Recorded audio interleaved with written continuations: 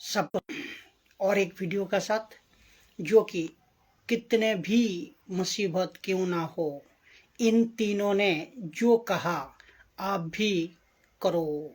कौन तीनों ने? आयूब और पौलुस और यीशु। बाइबल की और एक वचन का साथ आप सब लोग को स्वागत करता हूं इस वीडियो के लिए। जो आप लोग पूरे वीडियो को देखिए और आयूब क्या कहना चाहता है मुसीबत में, पौलुस क्या कहना चाहता है और यीशु खुद किस तरह कहा, ये चीज हमें समझना होगा। तो सबको मैं बताता हूं, जो आप इस वीडियो को पूरी तरह देखिए और जितने हो सके दूसरे तक शेयर कीजिए, क्योंकि वचन ही आपको अंत का टाइम में प्रेम रखेगा प्रभु से। वचन अगर सही तरह आप सीखो, सही तरह आप जानकारी रखो, वचन का साथ आप आत्मिक जिंदगी को जियो, तभी आप मसीह में मजबूत हो पाओगे। तो मैं चाहता हूं ये वचन को आपका सामने रखने और इसको समझाने। आयूब और पौलुस, इन दोनों का एक पैरेलल वचन मैं आपको बताता हूं कि एक ही दोनों किताब में लिखा गया है, सेम अर्थ होगा, पैरेलल होगा। एक आयूब क्या कह रहा है, पहला आयूब का वचन को देखते हैं कि आयूब 42 अध्याय 5 नंबर वचन, मैं कानों से तेरी समाचार सुना था।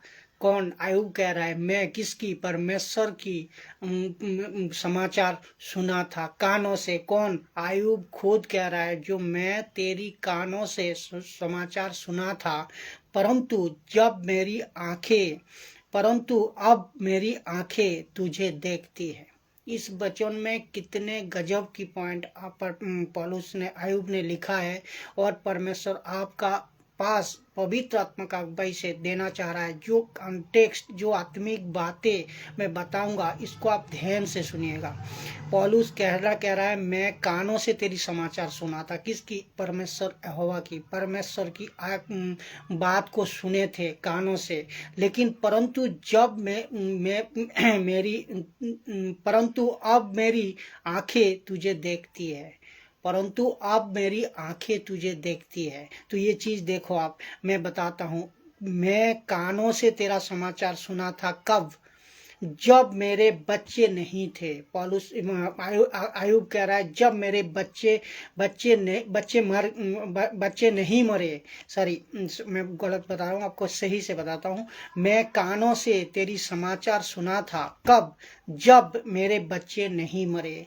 कब? मेरे पास में जब हेल्थ सही नहीं था और पैसा मेरे पास जब नहीं था, जब मेरे पास मैं गलत कह रहा हूँ, आपको इसको और एक बार बताता हूँ। मैं कानों से तेरी समाचार सुना था। जब? कब सुना था? जब मेरे बच्चे नहीं मरे थे, जब मेरे पास पैसा थे, जब मेरे पास घर थे, जब मेरी हेल्थ भी और धन भी मजबूत था, और मेरे पास पत्नी भी थे, हर परिवार भी थे, तब तेरी बात मैं कानों से सुना था। किसकी? यहोवा की बात कानों से सुना था। लेकिन इसमें दूसरी वचन में कह रहा है, लेकिन कह रहा है, जब परंतु अब मेरी आंखें तुझे देखती है। अब मेरी आंखें तुझे देखती है।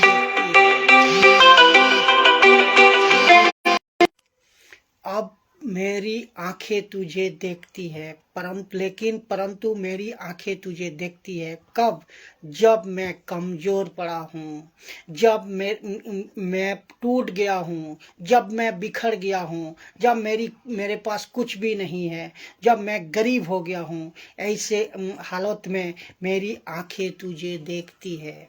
इसमें आपको क्या नजर आ रहा है? इसमें आपको क्या सीख मिल रहा है? ये वचन का साथ आप क्या सीख पा रहे हो?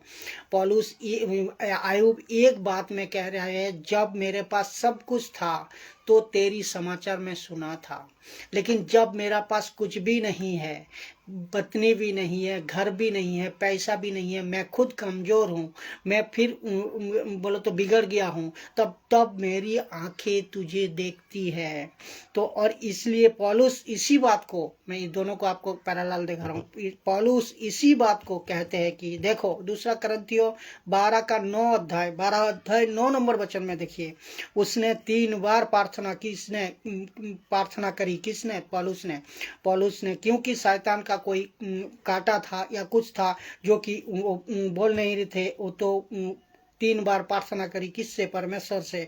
और वो बोला उसने मुझे कहा, किसने? उसने मुझे कहा, किसने? परमेश्वर ने मुझसे कहा कि मेरी अनुग्रह तेरे लिए बहुत है।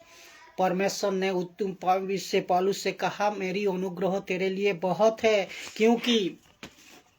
क्यों मेरे सामर्थ निर्बलता में सिद्ध होती है, मेरे सामर्थ निर्बलता में सिद्ध होती है। तो पौलुस क्या कहते हैं? इसलिए पौलुस कह रहा है, मैं बोल रहा हूँ, पौलुस बड़े आनंद से अपनी निर्बलता पर घमंड करूंगा। तो आप समझे बात को, घमंड करूंगा, तो आपकी निर्बलता पर घमंड करूंगा, कह रहा है। इसका मतलब मैं आज गरीब हूँ, मैं घमंड करूंगा, मैं आज गरीब परिस्थिति में गुजार रहा हूँ, लेकिन मैं घमंड करूंगा। लेकिन उसी में लिखा है, उसी गरीबी में सामर्थ ज्यादा काम करती है, तेरी सामर्थ ज्यादा काम करती है। किसकी? यहोवा की सामर्थ ज्यादा काम करती है। मेरे पास खाना तक भी नहीं है, मैं तो भी घमंड करूंगा। और आज मैं भूखे हूँ, लेकिन खाना नहीं है, तो भी मैं तेरी घमंड करूंगा, क्यों? उसकी सामर्थ उसी वक्त में परमेश्वर का सामर्थ आपको ज्यादा काम करती है। मेरे पास में पैसा नहीं है, मेरे पास में पहनने के लिए कपड़ा तक भी नहीं है, लेकिन मैं तब भी तेरे तेरी घमंड करूंगा। मैं उतना घमंड करूंगा, क्योंकि उसी बुरे वक्त में भी तेरी सामर्थ सबसे ज्यादा काम करती है। तो लिखा है कि ना मसीह का सामर्थ मुझ पर छाया करती है, लिखा है ना। तो लिखा है कि ना मसीह का सामर्थ मुझ पर छाया करती है। तो कभी अभी आप सोचिए आप, जो उस वक्त पहले सदी की कलीसिया का जो सेवक था, पहले सदी की कलीसिया का जो प्रचारक था, वो किस तरह जिंदगी को बिताया और किस तरह परमेश्वर को मानते थे और किस तरह परमेश्वर को ले को पूरी जिंदगी चला। तो अक्सर आजकल क्या हो रहा है, अक्सर क्या होता है पता है आपको? ये भी बताओ, जब आपका कोई मुसीबत आए, जब आपके पास कोई तकलीफ आए, जब आपके पास कोई तकलीफ आए, तो आप क्या करते हो? कोई अपना पास्टर को, अपना बिशप को, अपना जो भी जिसको मानते हो उसको फोन लगा देते हो, घंटे पर प्रार्थना कर जो, पास्टर जी प्रार्थना कर दीजिए, मुझे तबीयत खराब है, पास्टर जी प्रार्थना कर दीजिए, घर में रेशन नहीं है, पास्टर जी मुझे नौकरी लगा दीजिए, प्रार्थना कर लीजिए। लेकिन ये दृष्टांतों से आप क्या सीख रहे हो? ये दृष्टांतों से आपको ये जानना है, ये जो किसको, ये भी मैं बताना चाह रहा हूँ, उसी का, किसका? जो पास्टर को आप फोन करते हो, जो बिशप को आप प्रार्थना के लिए फोन करते हो, तब उसके किसके? दुष्ट की संतान वाला जो बिशप हो, पास्टर हो, दुष्ट की संतान वाला क्या कह रहा हूँ मैं? दुष्ट की संतान वाला परमेश्वर का संतान नहीं है। दुष्ट की संतान का कह रहा हूँ मैं, दुष्ट की संतान का पास्टर जो भी है, दुष्ट की संतान वाला को याद करते हो, और परमेश्वर का राज्य का संतान वाला को नहीं। तो दुष्ट की संतान वाला जिसको लूसीफर ने राज्य में भेजा है, लिखा है तो दोनों बीज, ये लिखा है ना एक वचन में, दोनों बीज बोआ जाता है। तो आप समझ गए, लूसीफर का बीज भी तो यह भी दुष्ट का संतान को काम शुरू, और कहते हैं कि अनुभव करो। और पास्टर को आप जब फोन करते कह रहे अनुभव करो, प्रार्थना में कहते अनुभव करो, आपको ब्लेसिंग आ रही है, अनुभव करो, आपको नौकरी आ रही है, अनुभव करो, आपको मिराकल हो रहा है, अनुभव करो, आपकी चमत्कारी हो रही है, तो अनुभव करो आप, ये आ रहा है। तो मेरा आप लोगों से जो ऐसा प्रचार करते हो ना, आयुब और पौलुस का ये वचन को आप कभी पढ़े होंगे, आयुब का और पौलुस का इस वचन का द्वारा आपको सीख मिलते होंगे, जो कन्फेस नहीं करना है तो ये लोग तो इस तरह कर सकते थे, आयुब भी इस तरह कर सकते थे, पौलुस भी इस तरह कर सकते थे, लेकिन ये लोग नहीं किया। क्यों? ये यही है, इसको कहता है परमेश्वर का राज्य का संतान, इसको कहते हैं सही मसीह। तो ये बात आपको समझना होगा। क्यों क्यों आप ये भूल जाते हो, जो कि आप क्यों आप भूल जाते हो, मुझे ये बताना मजबूर हो रहा हूँ, क्योंकि आप बिक चुके हो लूसीफर का आत्मा में, और उसका हाथ में बिक चुके हो। जैसे आप वो कहेगा उसी तरह आप कर रहे हो। तो देखिए आयुब का, पौलुस का स्टेटमेंट को, परंतु मेरी आंखें तुझे देखती है। जब बुढ़ा हो गया, जब उसका पास कुछ भी नहीं, जब सब कुछ खो गया, तब कहता है यही ऐसा ही रहने दे मुझे। परमेश्वर से प्रार्थना करता है ऐसा ही रहने दे मुझे, कम से कम मैं तुझे तो देख पा रहा हूँ। ये था सच्चा मसीह, ये था सच्चा परमेश्वर का राज्य का संतान, इसको कहते हैं। ये बात को समझ लो। मैंने एक टाइम सुना था लेकिन जब मैंने कमज़ोर हूँ, अब मैंने कमज़ोर हूँ, मैं तुम्हें देख रहा हूँ। तो पौलुस क्या कह रहा है सुनिए। हे तो पिता से कह रहा है, ये तो मुझे ऐसा ही रहने दे जो कि मैं कम से कम तुझे तो देख पा रहा हूँ।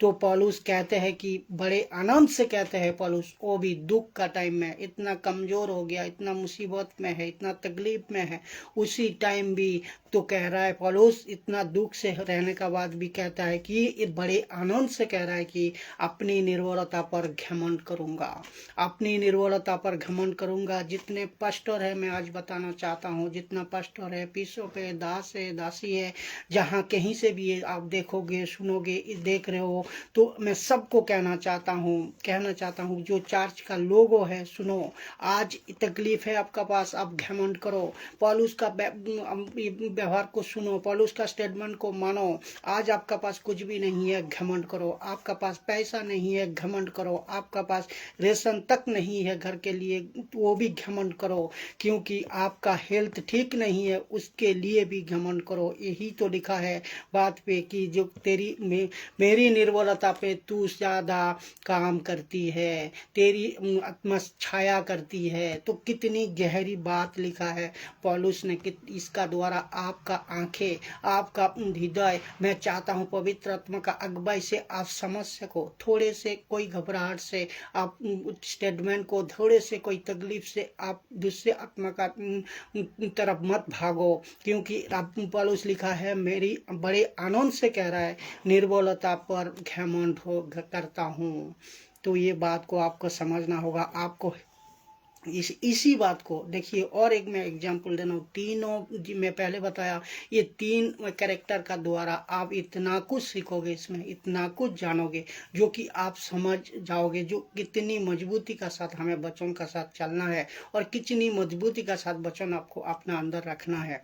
तो यीशु ने, फिर देखो यीशु को मैं बताता हूँ, यीशु का लूका 22 अध्याय 42 नंबर वचन में देखिए यीशु कैसे किया कि हे पिता, यदि तू चाहे तो इस कटोरा को मेरे पास से हटा ले, तो भी मेरी नहीं तेरी इच्छा पूरी हो। यीशु कह रहा है मैं कमज़ोर हूँ, मैं जानता हूँ, मैं कमज़ोर हूँ, जानता हूँ, मैं ये सह नहीं पा रहा हूँ, ये जानता हूँ, लेकिन अगर तेरी इच्छा है तो ये कह रहा है कटोरा को हटा ले, अगर परंतु मेरी इच्छा नहीं तेरी इच्छा पूरी हो, तो परमेश्वर पिता का इच्छा पूरी हो, तो इसको कहता है परमेश्वर का राज्य का संतान तो पूरी हो। यीशु कहता है मैं कमज़ोर हूँ, मैं जानता हूँ, मैं टूट गया हूँ, मैं जानता हूँ, जो क्योंकि ये 100% मनुष्य सा था गतसमी बाग में, तो इंसान 100% था, 100% इंसान था, ये चीज़ को अनुभव किया था। तो भी कहते हैं कि मेरी नहीं तेरी इच्छा पूरी हो। ऐसे अभी आज दास दासी, ऐसे अभी आज पास्टर बिशप, ऐसे आज यीशु विश्वासी, ऐसे हर एक दास दासी को मैं कहना चाहता हूँ, क्या आप ऐसा कह सकते हो? कभी कहा है? ये आपको सीख दे रही है, ये वचन आपको सिखा रहा है, जिसका द्वारा आप बदल जाओ।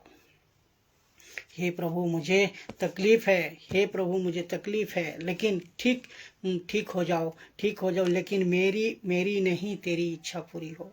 पहले ये कह रहा है। तो इसको कहते हैं कि राज्य की संतान, हाँ, या ये कहते हैं कि राज्य की संतान यही है, राज्य की संतान। लेकिन आजकल क्या चल रहा है, उसका अमीर बनो।